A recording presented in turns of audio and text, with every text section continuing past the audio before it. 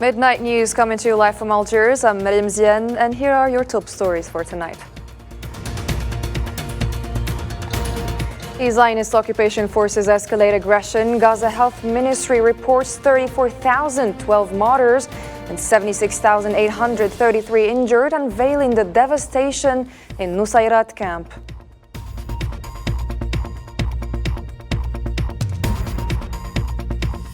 Also tonight, the UN consensus is muted as the US veto thwarted Palestinian statehood bid.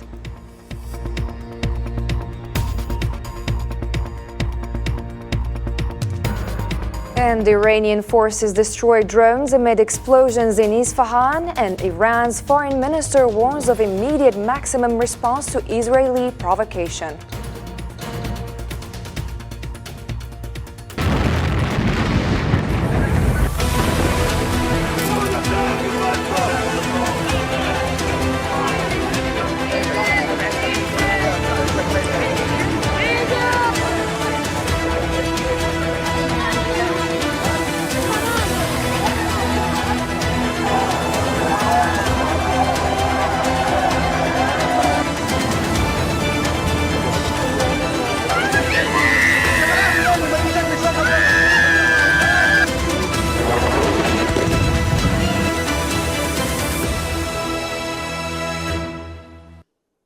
Welcome again to our program. Palestinian Health Ministry in Gaza announced that the number of victims of the Zionist aggression on the Gaza Strip since the 7th of last October has risen to 34,012 martyrs, in addition to 76,833 injured. In its daily statistical report, the Health Ministry said that the occupation forces committed 4 massacres against families in the enclave during the past 24 hours.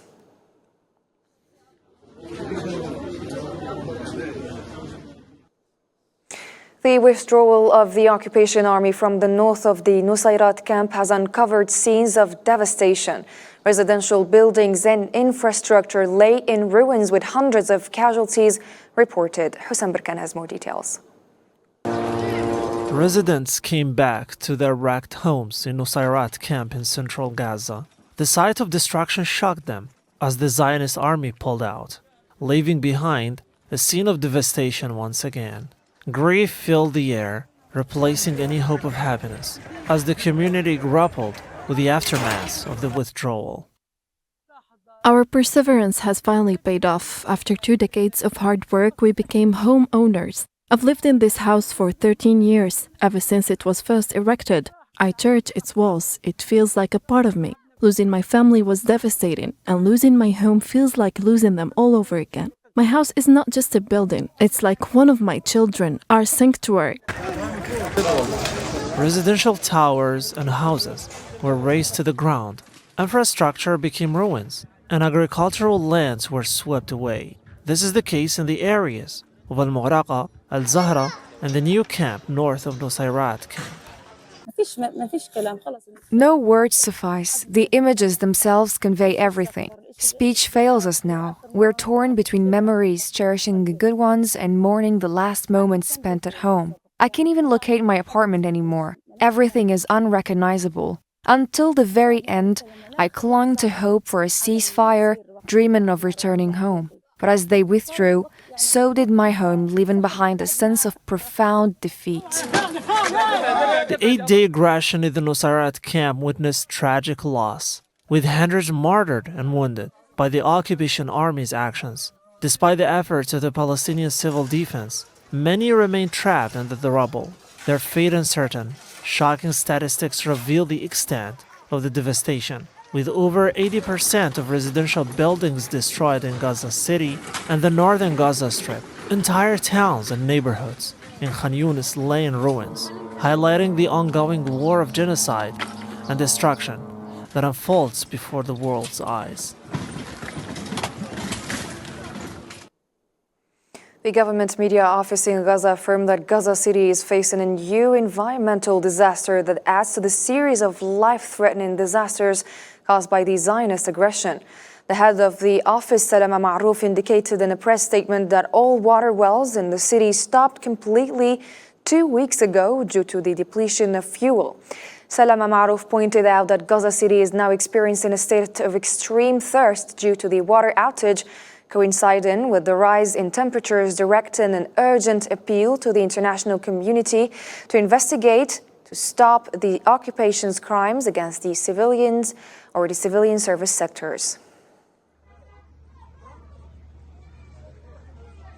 In light of the inability of municipal teams to operate the water wells that survived the barbarism and bombing of the occupation, the entire Gaza City is now experiencing a state of extreme thirst due to the water outage, especially with the suspension of water pumping from the Mekorot water supply line since the beginning of the aggression, and the complete destruction of the desalination plant and more than 40 wells and 120,000 linear meters of water networks in the city. The Organization of Islamic Cooperation expressed profound disappointment over the UN Security Council's inability to approve a resolution regarding the state of Palestine's accession to the UN. In a statement released on Friday, the organization criticized the United States veto power, stating that it goes against the principles of the UN Charter, which grants membership to all nations. The OIC called on countries that opposed or abstained from voting on the resolution to reconsider their positions and align them with their international obligations.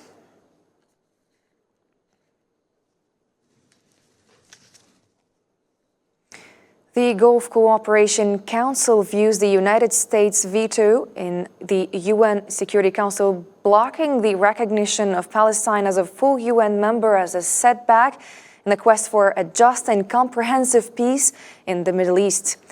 Jassim Mohammed al-Budaywi, the Secretary General of the Council, emphasized in a statement the urgent need for the international community to take decisive action to ensure the recognition of Palestine and uphold the legitimate rights of the Palestinian people as mandated by the UN resolutions and international law.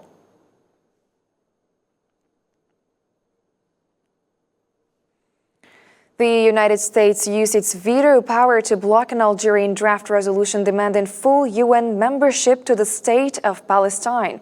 This move left the U.S. isolated as many global actors seem to support the Palestinian cause and back the membership request. This is an unprecedented support for Palestine at the UN Security Council thanks to Algeria's diplomatic efforts. Marwa Belaywar.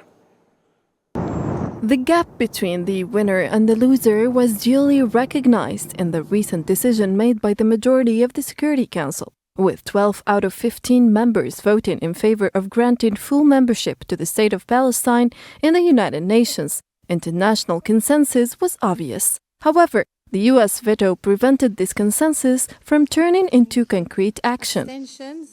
Although we know that the United States will use its veto power to thwart this resolution, this diplomatic effort that is taking place now will also contribute to exposing the false position that claim to call for two-state solution, but refuse to recognize the state of Palestine or acknowledge its full membership in the United Nations. Before the rejection was overturned, leaks from within the UN building revealed that Washington tried to undermine the Algerian initiative. The U.S. attempted to delay the voting session in an effort to sway members' opinions and avoid the embarrassment of a negative outcome. Despite these efforts, Washington failed to shift the global sentiment, which supported the Palestinian cause at the Security Council, and resonated strongly with international public opinion, particularly in the Western camp that traditionally supports the entity in light of the atrocities committed in Gaza. The first message is that the United States is completely isolated and that it was hoping that the Palestinians or the Arab project would not get 9 votes, and it did its best to convince many countries not to vote for this draft resolution. It is an important thing that 12 countries voted for the draft resolution. It is something important. The difference between now and 2011, when only 8 countries voted in for the Palestinians, so they withdrew the vote before it reached the Security Council hall. In response to the thwarted attempts to halt the genocide in Gaza and efforts to undermine the Palestinian cause by blocking its bid for UN membership, Algeria's commitment remains steadfast and unwavering until it will reach its noble objectives of ensuring the right of the Palestinian people to establish their independent state with Al-Quds al-Sharif as its capital.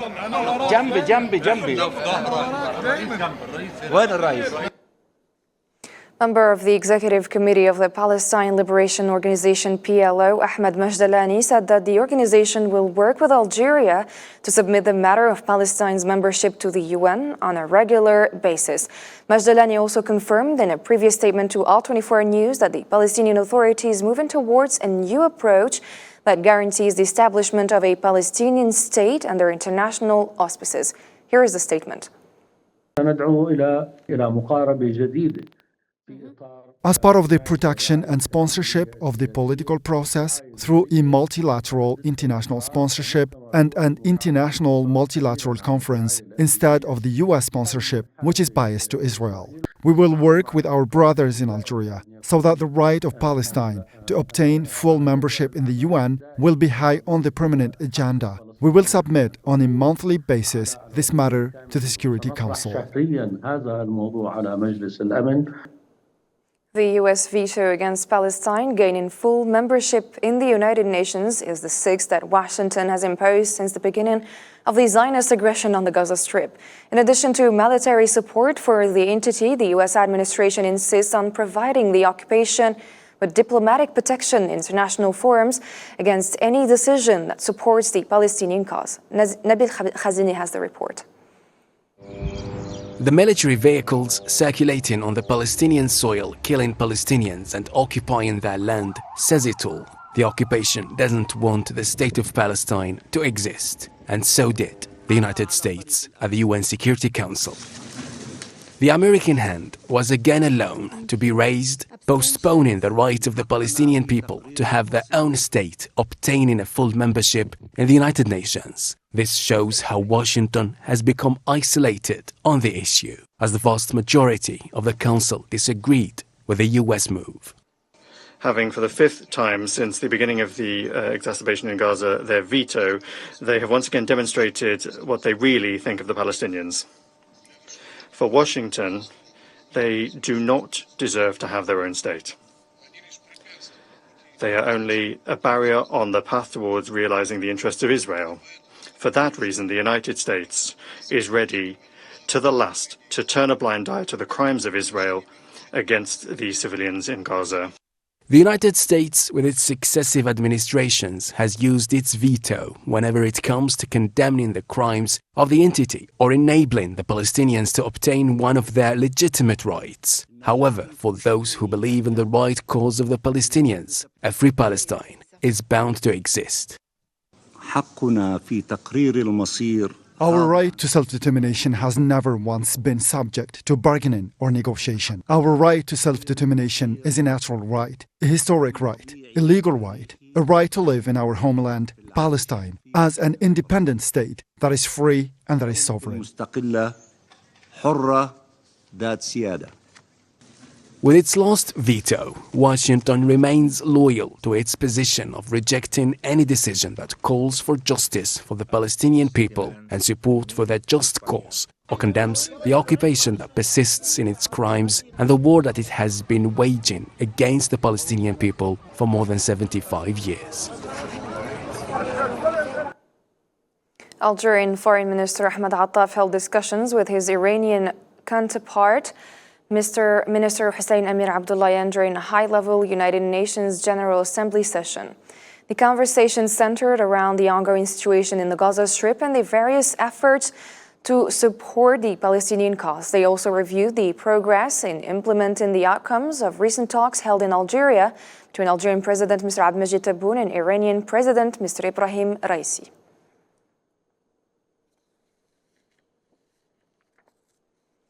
Algerian Foreign Minister Ahmed Attaf conducted a one-on-one discussion with Moussa Timothy Kaba, the Foreign Minister of Sierra Leone. Both parties discussed the mutual endeavors aimed at enhancing bilateral cooperation to optimal levels and reinforcing coordination between their nations within the framework of their continued membership in the UN Security Council.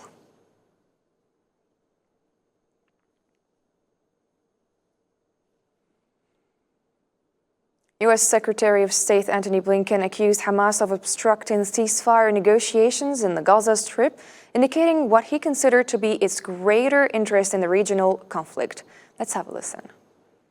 The only thing standing between the Gazan people and a ceasefire is Hamas. It's rejected generous proposals from Israel. It seems more interested in a regional conflict than it is in a ceasefire that would immediately improve the lives of the Palestinian people. It continues to move the goalposts, and the world needs to know and needs to understand, again, that the only thing standing between a ceasefire and the Gazan people is Hamas.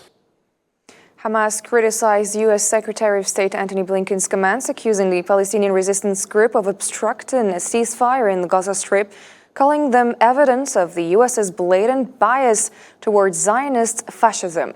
In response to Blinken, Hamas argued that his remarks distorted reality, adding that the one obstructing the negotiation process for his benefit is the Israeli Prime Minister Benjamin Netanyahu. The group emphasized its focus on protecting Palestinian interests and urged the U.S. to pressure Israel and cease its support for actions that harm the people of Gaza, and also called on the U.S. to work towards ending the ongoing violence and humanitarian crisis. So in all of these areas,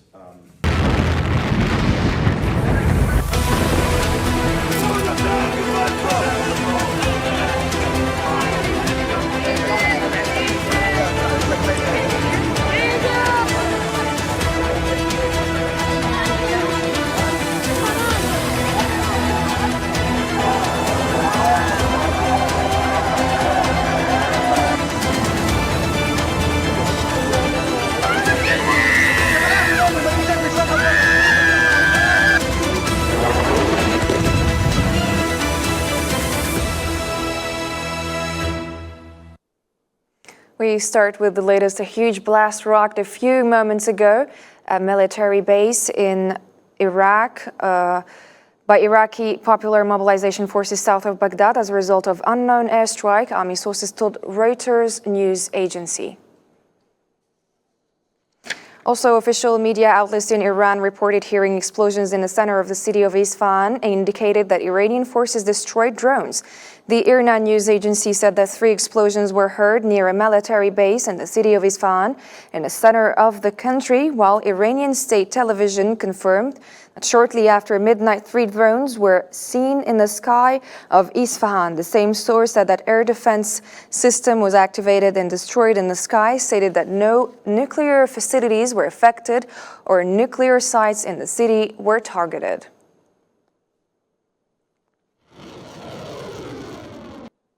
Iranian Foreign Minister Hossein Amir-Abdollahian told CNN on Thursday that Iran's response would be immediate and at a maximum level if Israel takes any further military action against Iran.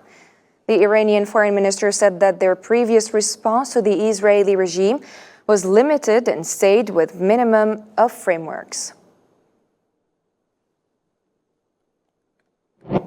Our response to the Israeli regime was limited and stayed within a minimum of frameworks, whereas we could have given a much harsher response to the Israeli regime. Following that, we announced that this response is within the framework of legitimate defense according to international laws.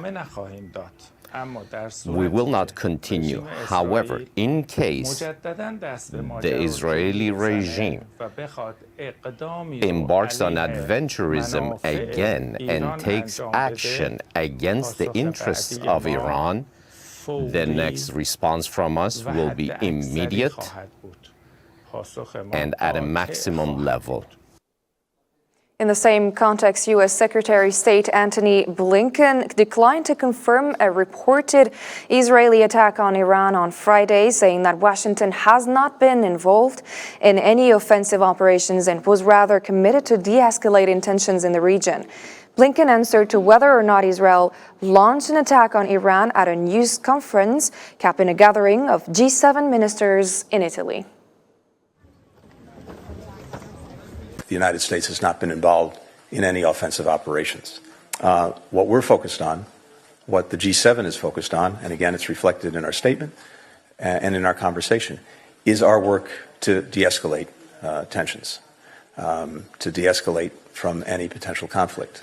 You saw Israel on the receiving end of an unprecedented attack, but our focus has been on, of course, making sure that Israel can effectively defend itself, but also de-escalating tensions, avoiding conflict, and that remains our focus. On Friday also, the Zionist army also targeted a Syrian army position in the country's south. The attack targeted air defenses sites using missiles, causing material damage, according to the Syrian news agency. Algerian Foreign Minister Mr. Ahmed Attaf reviewed at the United Nations headquarters in New York Algeria's efforts to contribute to achieving energy security at the regional and international levels.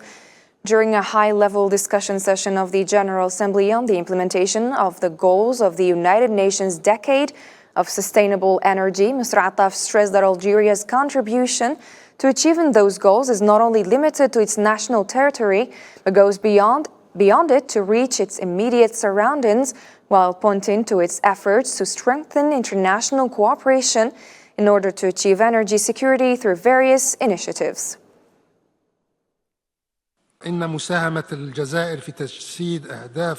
Algeria's contribution in implementing the objectives of the Decade of Energy is not only limited to its national territory, but goes beyond it to reach its immediate environment, both at the African and Euro-Mediterranean spaces. Algeria endeavors, in this respect, to strengthen international cooperation in order to achieve energy security through the following initiatives. First, backing the efforts of completing the Trans-Saharan gas pipeline. Second, connecting the national electric grid with neighboring African and Mediterranean countries. Third and last, contributing as a main actor in European structural projects, foremost of which South H2 Corridor project, which is a project that Algeria is realizing in partnership with Germany, Italy and Austria.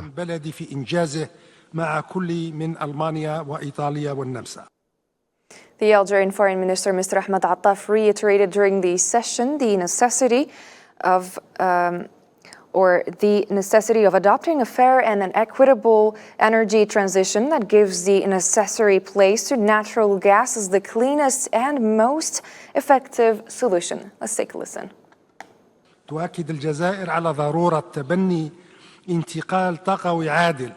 Algeria reaffirms the necessity of adopting a just and equitable energy transition that gives the appropriate position to natural gas, which is one of the cleanest and most efficient energy sources and among the most practical and cheapest solutions. And this is what was reflected by the outcomes of the 7th summit of the heads of state and government of the gas exporting countries hosted by Algeria last March, and which unanimously stressed the necessity of developing the natural gas industry in the world to meet the aspirations of both the producers and consumers of this energy product.